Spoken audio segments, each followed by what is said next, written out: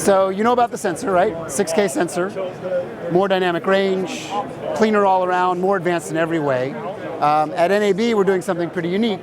We decided to actually bring part of our line that we actually do the upgrades from we build the cameras in the United States, so this is actually our line. We brought a small version of it to NAB, set up the clean room, and we're actually in process of doing camera upgrades from 5K to 6K right now. So in process, we have guys disassembling the 5K cameras, putting the new 6K sensor in, going through the whole assembly and test process, environmental chamber testing, final burn-in and test, provability, calibration, back focus, all the steps that create a camera.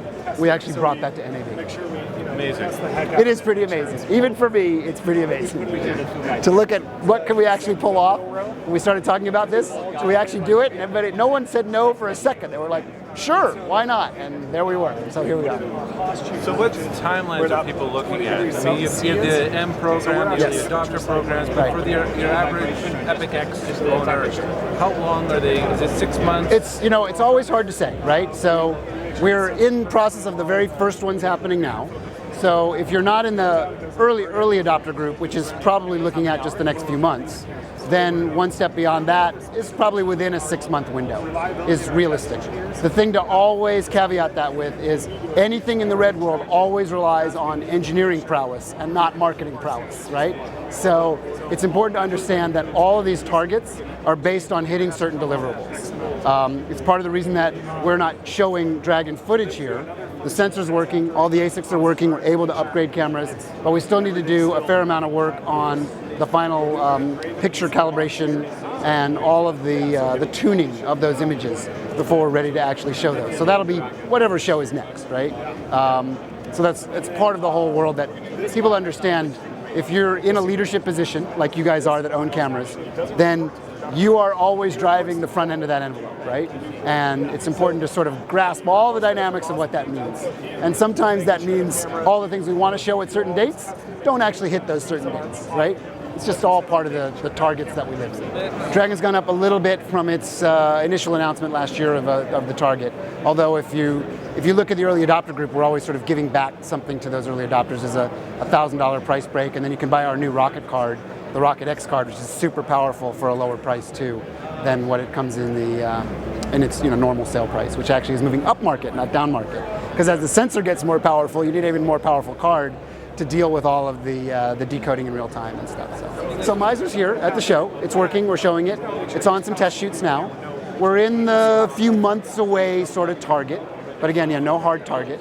But it's coming along. The proxy recording is working, the ProRes and the DNX and all that. And we also just announced a proxy recorder alone. So if you don't need all the things that the Miser offers, which is like 20 different things, and you just put the proxy recorder on and that'll come out as well. So that's all happening. You can get some B-roll of that. Is pricing been constant with the Miser? Yeah, Miser's still floating around 13,000 is the target.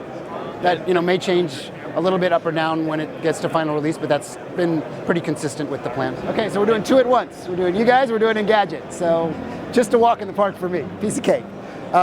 This is a pretty unique addition to what we're showing at Red at NAB this year. This is something called Motion Mount. And what it does is it does a couple of key things. It's a electronic ND system that allows you to not have to put glass in front of the lens to go to ND. A much more simple, much more powerful system that's highly tunable. So in the old days, we'd put stack ND in front and we have pretty gross adjustments. In the new days, we can do it electronically, depending on which button I push there. It dials in and we can put different values in there. I'm just basically putting different values of ND in. I can go at tenths of a stop. So I get multiple ND built in into the mount itself, right? That goes onto the Epic camera or the Scarlett camera. In addition, I have a true global shutter with this. So when the mount is on, it can take over, and the reason why we have this strobe and this old TV on here is when I turn it on, which I think is this button here, there it goes. You can see now that I can capture the full strobe every single time, right? And even with the fastest rolling shutters, of which the Epic has the fastest rolling shutter in the world for shooting cinema, you sometimes still miss one, right? Which This solves that problem. The target for the price of the Motion Mount is under $5,000, I think $4,500. So you don't have to buy a whole new camera to get this. You just add the mount on, It'll come in PL or Canon, and that's a little quick tour of that. There's a whole bunch of other things that relate to this you can find online, but that's Motion Mount.